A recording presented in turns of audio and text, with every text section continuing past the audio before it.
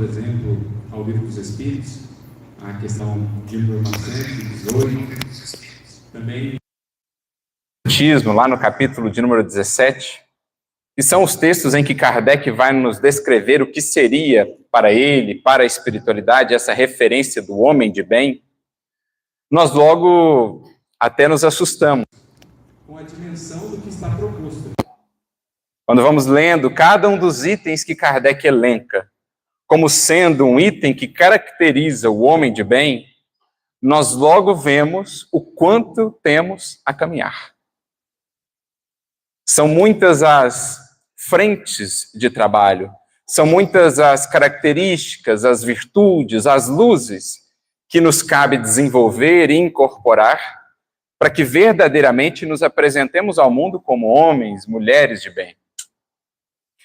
Então, o primeiro desafio que surge de pronto para cada um de nós que estudamos o Espiritismo é o desafio de compreender a dimensão do que é esse processo, essa proposta do homem de bem e, claro, a sua implementação no transcurso do tempo, dos dias, das semanas, dos meses, dos anos, mesmo das existências.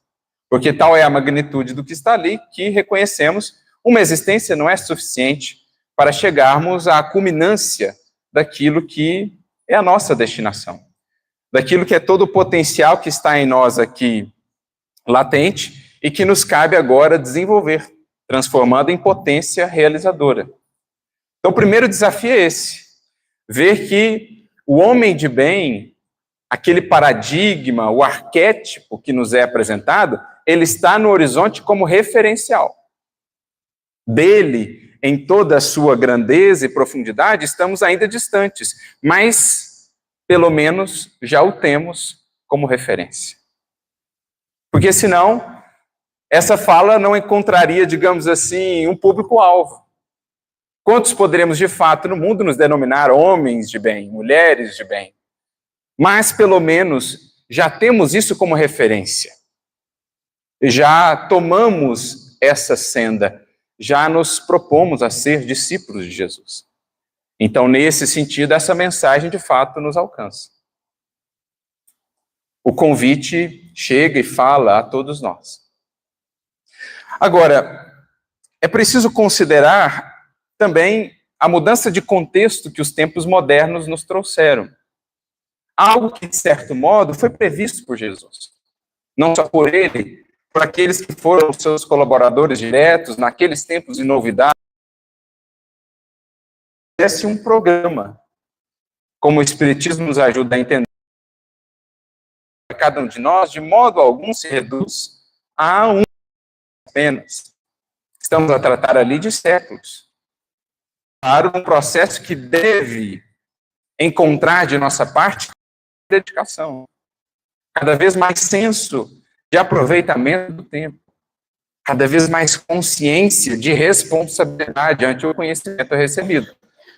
Mas também não seremos ingênuos de acreditar que aquilo se desenvolverá numa existência apenas.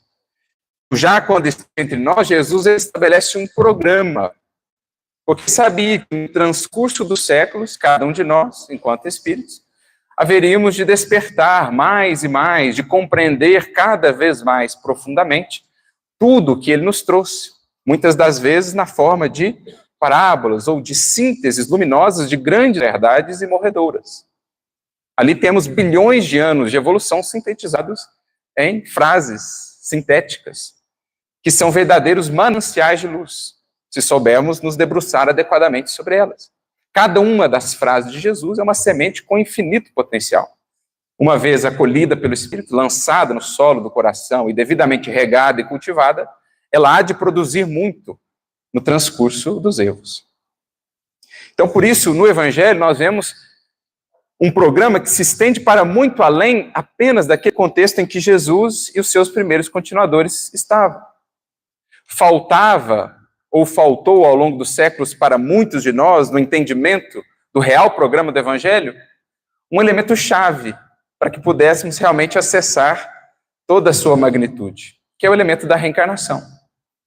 Por considerarmos que todo aquele programa deveria estar ou ser aplicado numa existência apenas, é que muitos de nós, então, concebemos outras vias de salvação. Imagina, é impossível aplicar isso numa vida apenas. Porque desconhecíamos essa realidade das idas e vindas do Espírito, da sua jornada imortalidade afora, em que ele vai, então, gradualmente incorporando tudo aquilo que o Mestre nos legou. Hoje, com o Espiritismo, isso se nos faz mais claro. E aí podemos voltar para o Evangelho e acessar determinadas falas de Jesus, como também falas do apóstolo Paulo, e entendê-las mais a fundo. Fazendo a conexão com o que lá, ou do que lá está dito, com o que nós vivemos agora. Também amparados pelos Espíritos, que nos dizem, os tempos são chegados. Mas que tempos são esses? Tempos, diz-nos o Espiritismo, que marca o fechamento de um ciclo coletivo da humanidade. Somos agora chamados como nunca, a verdadeiramente aproveitar aquilo que nos foi ofertado, se não quisermos ver o progresso passar por nós e mantermos à margem desse que é o imperativo da vida, avançar sempre. Como diria Santo Agostinho, Evangelho segundo o Espiritismo, não avançar é recuar. E agora, como nunca, somos chamados a entender isso. Mas quando Jesus fala, então, desse processo e desses tempos que seriam chegados, ele traz algumas das características desses momentos mais turbulentos, desses momentos culminantes que a humanidade ora vive, de fechamento de um ciclo para abertura de um novo tempo, de uma nova era, a era do Espírito. E é em torno dessas falas de Jesus, também de Paulo, que nós vamos nos debruçar, tentando fazer aqui uma leitura mais adequada dos alertas que eles nos trouxeram, o Cristo, Paulo, entre outros, acerca dos desafios que marcariam esses tempos. O Espiritismo nos convida a voltar à fala do Cristo sempre viva, sempre atual, e agora mais atual do que nunca, para, com as lentes que o Espiritismo nos traz, entender melhor como o que agora nós vivemos de desafios já estava lá previsto. E claro, não só os desafios em si, mas também a maneira de superá-los. De passar por isso sem perdermos o foco. Sem nos desviarmos por sendas e caminhos de ilusão. Enceguecidos pelas brumas da vaidade, pelas escamas do orgulho, pela insensatez do egoísmo. É isso o que nós vamos fazer. E, para tanto, nós vamos a um dos mais conhecidos discursos do Evangelho, aquele que ficou conhecido como sendo o sermão profético. Mateus, capítulo 24. É um sermão extenso de Jesus, mas muito profundo, especialmente quando podemos lê-lo com o auxílio do Espiritismo. E por que sermão profético? Porque Jesus, ele profetiza no sentido de, ele fala a respeito desses tempos futuros, trazendo-nos em linhas gerais quais seriam as características desses momentos, para que os reconhecêssemos. Porque essa é a pergunta que lhe é feita pelos discípulos, pelos que ali estavam: Senhor, quando se darão essas coisas? Quando será o sinal da sua volta ou do fim do mundo? Com a doutrina espírita não falamos de fim do mundo material. Falamos sim do fim de um paradigma. Do paradigma preponderante até agora, em que a matéria se sobrepõe ao espírito. Estamos a adentrar, já vemos o alvorecer do novo paradigma, em que o espírito resplandece sobre a matéria. Em que cada ser no mundo, aqui encarnado, reconhecerá sua origem, sua destinação, suas imensas faculdades latentes, e começará ou seguirá nesse processo, então, de desenvolvê-las. Alguns já estão mais conscientes disso. Outros começam agora a despertar para essa realidade. Não é impressionante pensarmos que ainda hoje, passados 2000 anos da vinda de Jesus ao orbe, existem milhões de criaturas que caminham vida fora, ignorando absolutamente a realidade espiritual, que são espíritos. Que a vida não se finda no túmulo. Existem muitos corações ainda a caminharem no mundo em tais condições. Mas os dias dessa condição ou dessa perspectiva estão contados. Porque tudo vai convergindo para a realidade do futuro. E como nos diz Emmanuel, o futuro pertence ao Espírito. Mesmo a ciência material do mundo já vai tangenciando cada vez mais as realidades do Espírito. A ciência do Espírito, que é o Espiritismo, essa ciência do infinito, já nos abre horizontes imensos, vastíssimos, há mais de 150, 160 anos. E tudo isso vai convergindo para a preparação desse novo tempo. Então, no sermão profético, Jesus ele descreve esse momento culminante em que a humanidade, já tendo recebido a primeira revelação, a segunda revelação, e, conforme prometido, o outro Consolador que veio por meio do Espiritismo, porque o primeiro veio em Cristo, Jesus fala, um outro Consolador vos enviarei. O primeiro já estava conosco. Desde há 2000 anos, o primeiro Consolador, o maior Consolador, já estava conosco. Mas por acréscimo de misericórdia veio mais um. E tendo recebido tanto, é justo que chegasse mais cedo ou mais tarde o momento da colheita.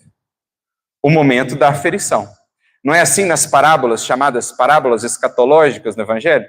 Aquelas que tratam do fim dos tempos. Escatos aqui é esse sentido de finalidade, de fim dos tempos.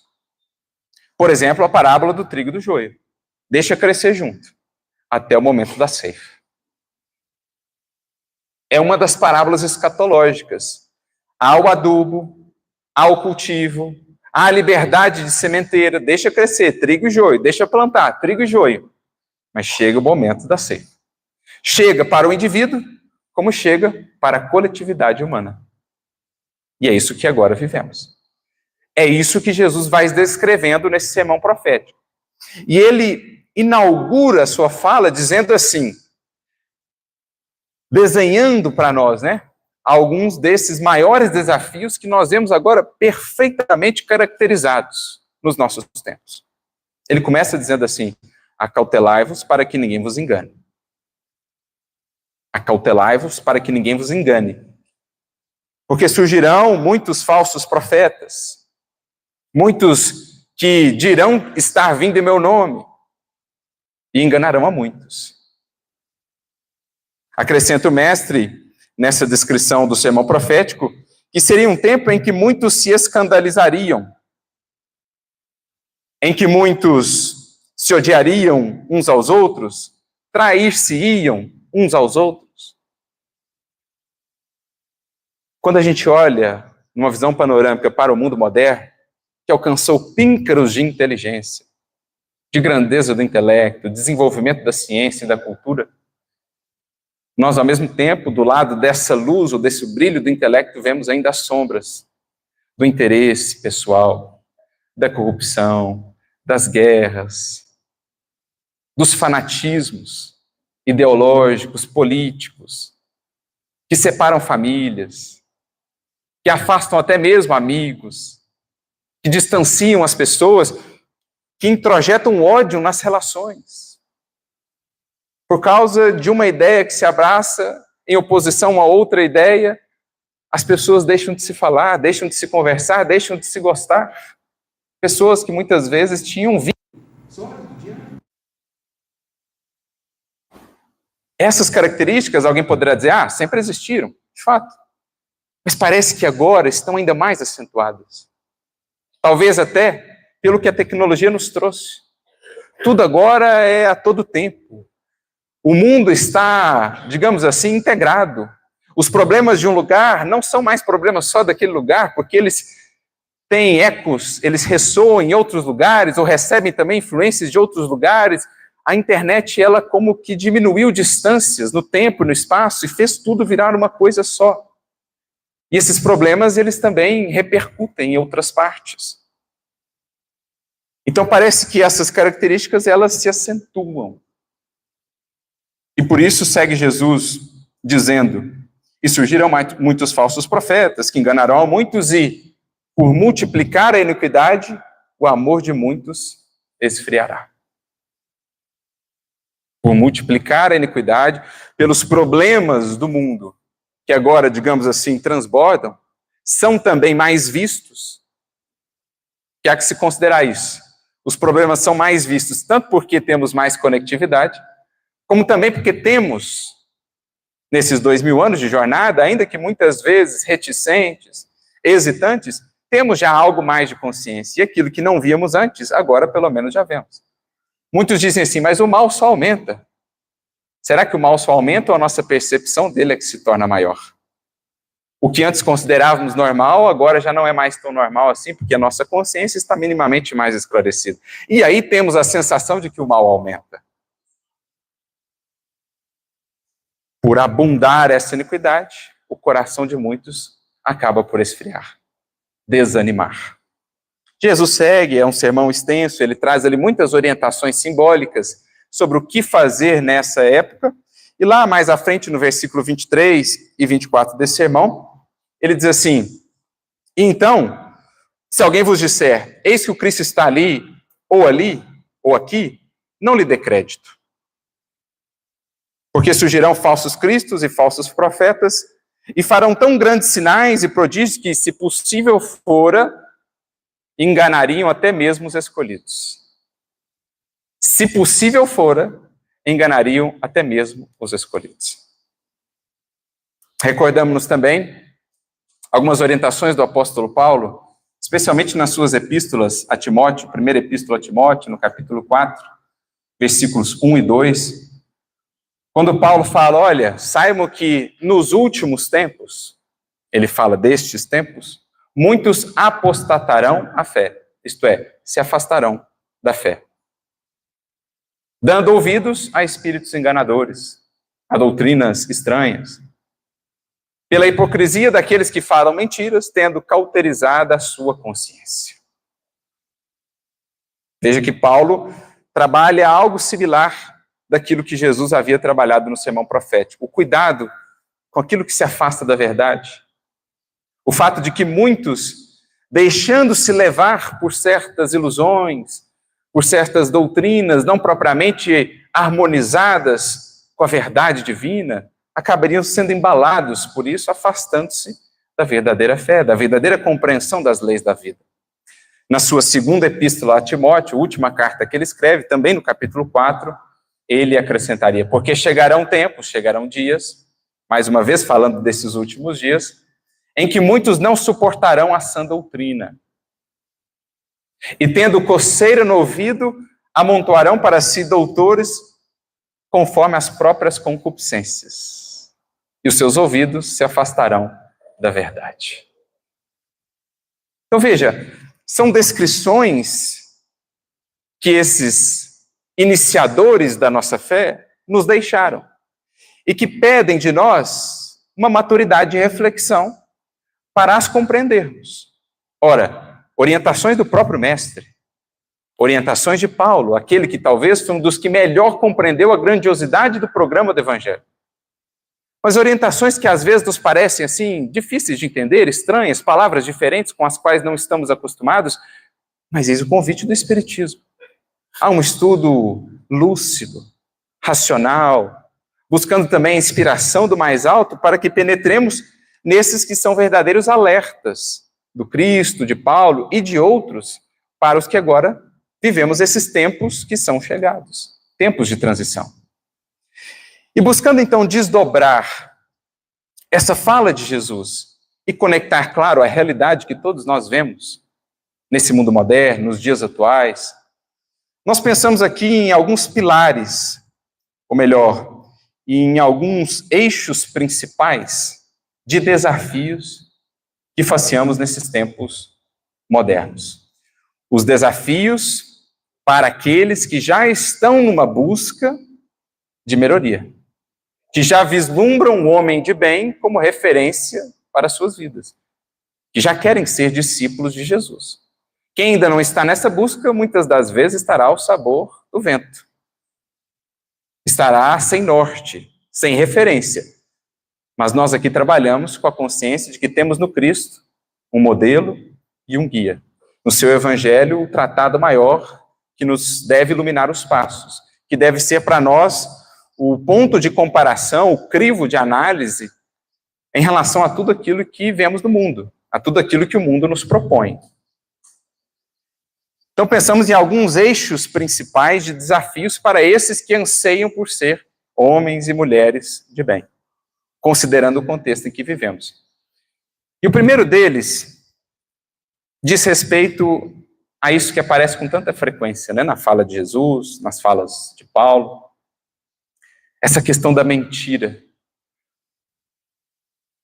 É imprescindível, amigos, que como nunca nós saibamos nos manter lúcidos, saibamos nos manter amparados, ancorados no bom senso, que com Kardec aprendemos, que com o Evangelho também aprendemos. Porque uma das coisas que mais tem sido um desafio, não só para o nosso movimento espírita, para a casa espírita, mas para a nossa nação, para o mundo como um todo, tem sido justamente esse distanciamento, melhor dizendo, da lucidez, da verdade, em decorrência de determinadas paixões que nos cegam. Por exemplo, as paixões políticas, o culto a uma personalidade humana transitória que daqui a pouco está para mim acima do Cristo. E eu passo a medir a minha vida, a minha ação, na casa espírita, junto às pessoas ao meu redor, com base mais nessa referência do que em Jesus.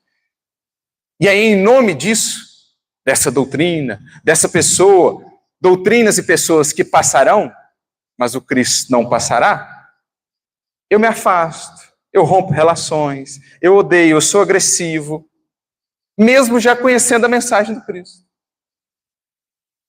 Essa é uma realidade que nós não podemos ignorar, mesmo dentro do nosso movimento. Quem ocupa o cerne da nossa busca? Quem é o nosso maior referencial? Porque se eu me afasto de alguém pelas ideias que ele tem, se eu agrido verbalmente alguém, simplesmente porque ele está num espectro diferente de pensamento, de visão que eu, certamente o Cristo não ocupa a maior posição de referência para mim, no que diz respeito à verdade e ao amor.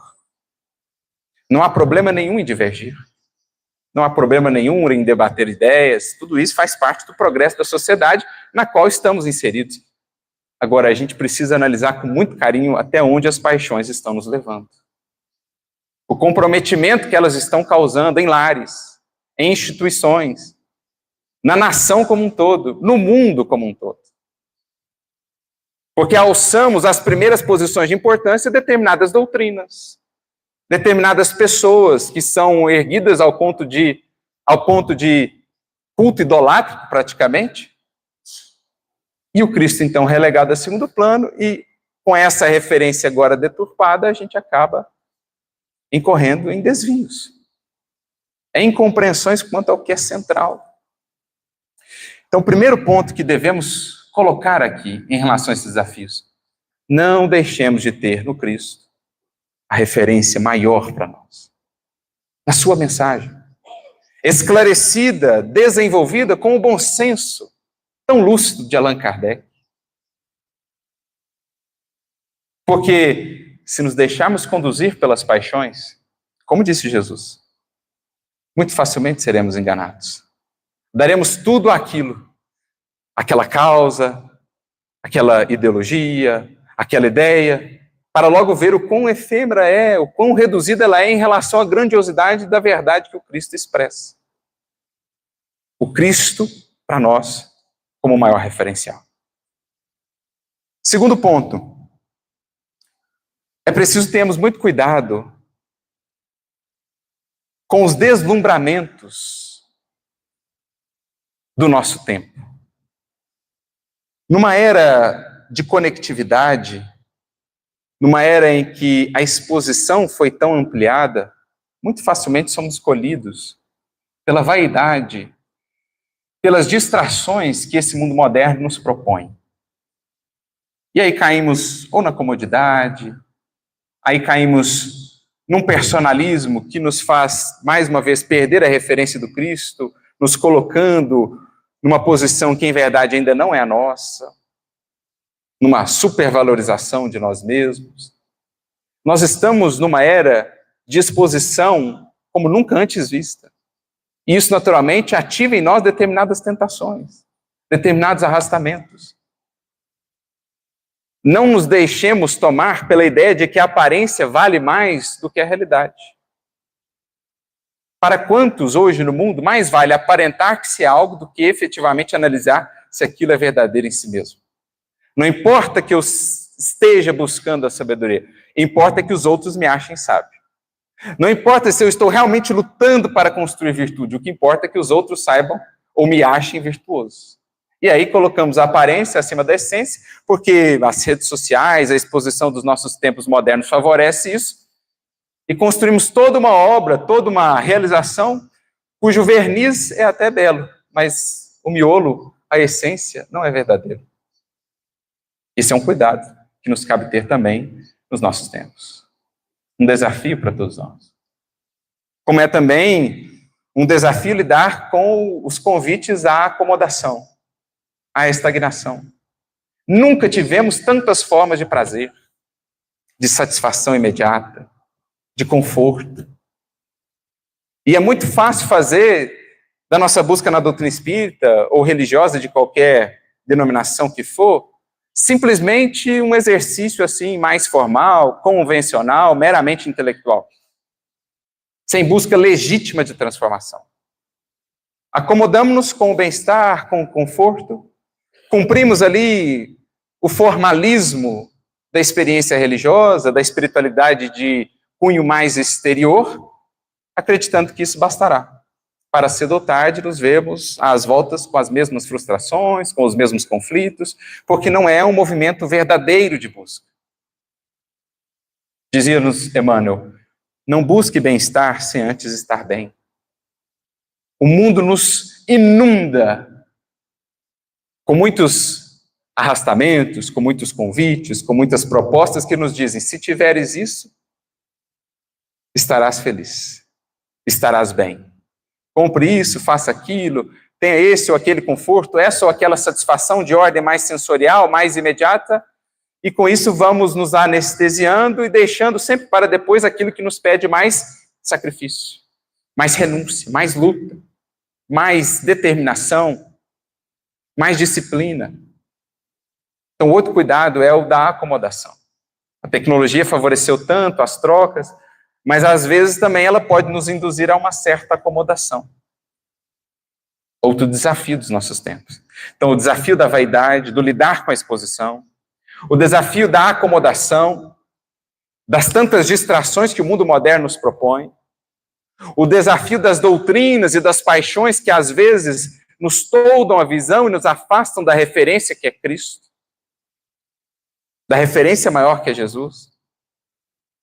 O desafio do deslumbramento, às vezes, de pessoas, de doutrinas, de espíritos desencarnados, que são eloquentes, mas cujo teor da fala não reflete propriamente a verdade. Encanta, fascina, mas desvia.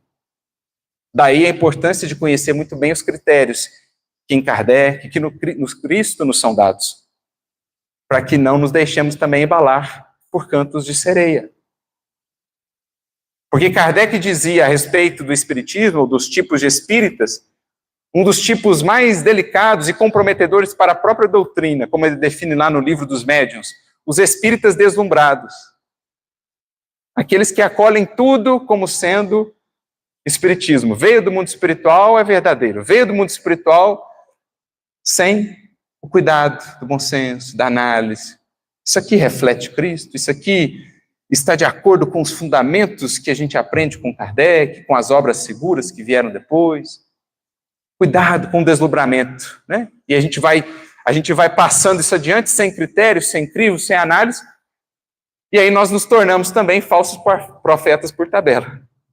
Seja de encarnados, seja de desencarnados. Então, aqui, claro, nós não temos a pretensão de listar todos os desafios, gente, porque são muitos. Mas são alguns deles, acentuados pelos tempos que vivemos.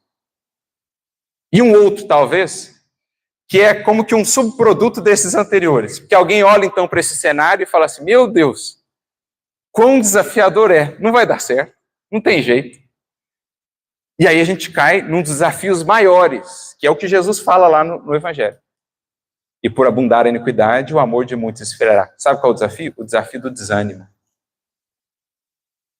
Você olha e vê, puxa vida, quanta corrupção ainda.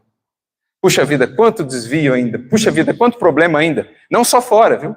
Dentro de nós. Você olha para você, olha lá o que tem a trabalhar ainda e fala, meu Deus, quanto mais luz você joga para dentro, mais você vê o tamanho do problema. E você pode ser induzido a desanimar. Mas aí Jesus nos alertou. Cuidado, para que o desânimo não te vença. Porque é um dos desafios deste tempo.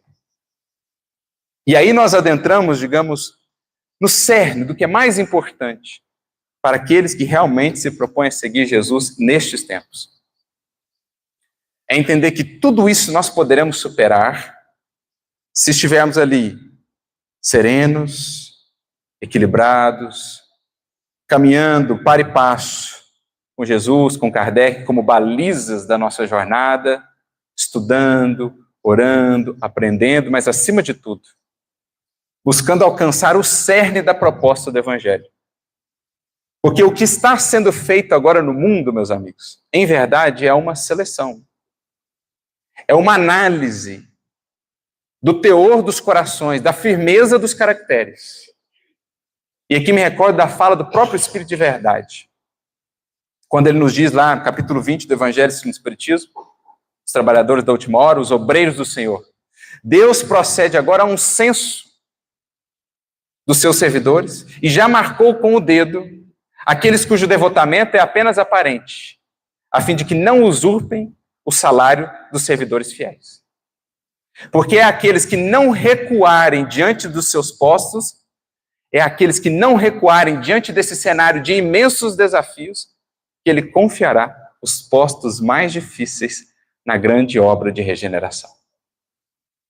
Então, esses desafios todos que nós vemos no mundo, de ordem moral, sobretudo, e que muitas vezes podem incitar o espírito a cair no desânimo, em verdade, eles surgem para quê?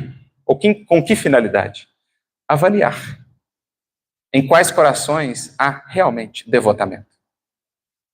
Quais os corações resilientes? Quais os que estão dispostos a ir além da mera obrigação? Quais os que estão dispostos, inclusive, a padecer para construir um tempo novo? Porque todos os que nos antecederam assim o fizeram. Não mediram esforços e se dispuseram aos sacrifícios maiores para que a causa da verdade, para que a luz do Evangelho ou do Espiritismo pudessem chegar até nós. E aí fica então a pergunta: quantos estamos dispostos até mesmo a sofrer algo para que o bem se engrandeça? A ir além do que é a mera obrigação, a ultrapassar o simples dever, que já é por si desafiador, mas o Cristo nos pede mais. Por isso nos recordamos da fala de Emmanuel no livro Ave Cristo, na verdade não dele, de um benfeitor, que ele registra no livro Ave Cristo, logo no capítulo 1, quando ele assim nos diz: o mestre crucificado é divino desafio. O mestre crucificado é divino desafio. Porque temos todos esses desafios aí que tentamos aqui pincelar brevemente. Mas, acima de tudo, o maior desafio para o discípulo do Mestre agora é o quanto ele está disposto a perseverar apesar de tudo isso. O quanto ele está disposto a, como Cristo, realmente tomar a sua cruz e ir à frente. Porque o Evangelho, diria-nos o Espírito Neio Lúcio, é a religião da segunda milha. A boa nova é a mensagem, é a religião da segunda milha. A primeira milha, alguns já percorrem. Quantos estão dispostos a percorrer a segunda? Amar só os que nos amam é de todos, de Jesus. Que fazeis de especial? Agora, quem está disposto a amar aqueles que não nos amam? Quem está disposto a amar até mesmo aqueles que nos odeiam, que francamente desejam-nos o mal? É com esse tipo de trabalhador que Jesus, que o alto espera contar nesses tempos, já que estamos a falar do homem de bem, daqueles que ousam, daqueles que firmam para consigo o propósito de caminhar a segunda milha com Jesus, de ofertar a outra face, de ir além simplesmente da reciprocidade, né? Do olho por olho, dente por dente. Se me faz o bem, eu devolvo o bem. Se me faz o mal também. Não, isso ficou para trás. Ouvistes o que foi dito, eu, porém, vos digo. É fazer diferente. Por isso o mestre é para nós o divino desafio. Porque os tempos agora nos pedem aqueles que, diante da dificuldade, não recuem. Diante do cenário extremamente desafiador, insistam em perseverar. Diante do ódio que às vezes se alastra, sejam aqueles que saibam expressar o amor que a serena. Diante das oposições e dos antagonismos que muitas vezes marcam a sociedade, até mesmo no âmbito do lar ou da casa espírita, é preciso que existam aqueles que se propõem a serem a figura do pacificador.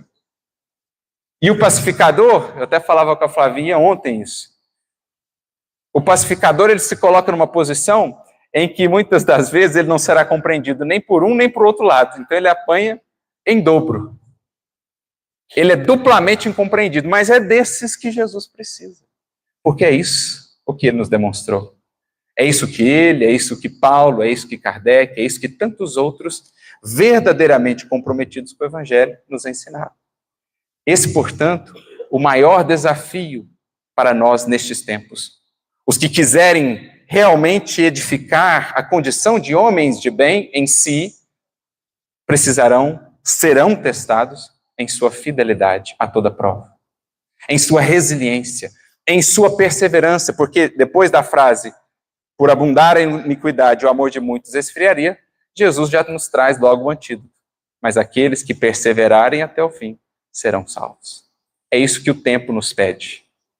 A disposição de perseverar até o fim, independentemente de como seja o cenário. Por mais sombrio ele pareça, o cenário em meu lar, o cenário em minha casa espírita, o cenário em meu trabalho, o cenário em minha cidade, o cenário em nossa nação, perseverar confiando na esperança, confiando no amor, confiando e aplicando o bem como únicos caminhos verdadeiramente libertadores para cada um de nós. Esse é o divino desafio. O mestre crucificado representa para nós o convite ao sacrifício, a oferta, a imolação para que o bem resplandeça. Assim se pede do discípulo que anseia por refletir a grandeza do mestre. Isso nos faz lembrar uma bonita mensagem da nossa querida Meimei, intitulada justamente O Celeste Desafio, no livro Cartas do Coração, capítulo 67, em que ela assim nos diz: é fácil aplaudir o bem e exaltá-lo nos minutos felizes da vida. Da mesma forma, quem não saberá partilhar a aventura do amigo e embriagar-se de júbilo com os corações que são amados? Ou seja, amar os que nos amam é de todos, até os publicanos o fazem, disse o mestre. Mas eis a pergunta fundamental: que fazeis de especial? Este é o celeste desafio. Por isso ela continua: mas transformar o adversário em irmão, convertendo a treva em luz e o ódio em amor, constitui o serviço sacrificial que somente os espíritos valorosos e heróicos conseguem realizar. O que se precisa agora, portanto, heroísmo, valor, resiliência, firmeza de caráter a toda prova. Não aqueles cujo devotamento é mais aparente do que real, como o censo que está lá sendo feito pelo Senhor, como registrado pelo Espírito de verdade, mas aqueles cujo devotamento é real. E a esses, o que eles receberão de prêmio, entre aspas? Descanso? Repouso? Não. Diz Jesus, o Espírito de verdade, a estes serão confiados os postos mais difíceis. Porque esse é o prêmio do discípulo de Jesus. Sendo fiel no patamar em que está, recebe a bênção de poder subir a um novo, mais elevado patamar de luta, de testemunho, de exemplificação. É por isso que a exemplificação do Cristo é celestial desafio à nossa alma. Como ele nos ensinou, renunciando, imolando-se, perdoando, amando sempre, eis o celestial desafio à nossa alma. Podendo resplandecer, apagou-se ao olhar dos homens. Com infinitos recursos de mandar, preferiu obedecer. Dispondo de imensas legiões de trabalhadores, consagrou-se ele mesmo ao serviço comum. Rei divino, fez-se escravo, lavando os pés dos próprios discípulos. Justo juiz, quando acusado indevidamente, ao invés de reclamar e justificar-se, escolheu o silêncio por norma de ação. Senhor da vida eterna, julgou mais acertado imolar-se na cruz, submetendo-se às sombras da morte, que disputar com os homens que ele se propunha ajudar e salvar. Eis, portanto, o evangelho real, aplicado aos nossos tempos, com todos os desafios que ele nos traz. Compreendemos que sim, o evangelho é fonte de infinitas consolações, mas entendemos com o Espírito Mariano, no livro A Terra, no livro Falando a Terra, que nas palavras de Jesus, no Sermão da Montanha, há mais desafio do que propriamente reconforto. Que Jesus nos inspire e ilumine a todos, que saibamos aceitar o desafio na certeza de que as bênçãos serão muitas se soubermos ser fiéis. Quem perseverar até o fim, esse será salvo e ajudará a salvar. Muita luz a todos.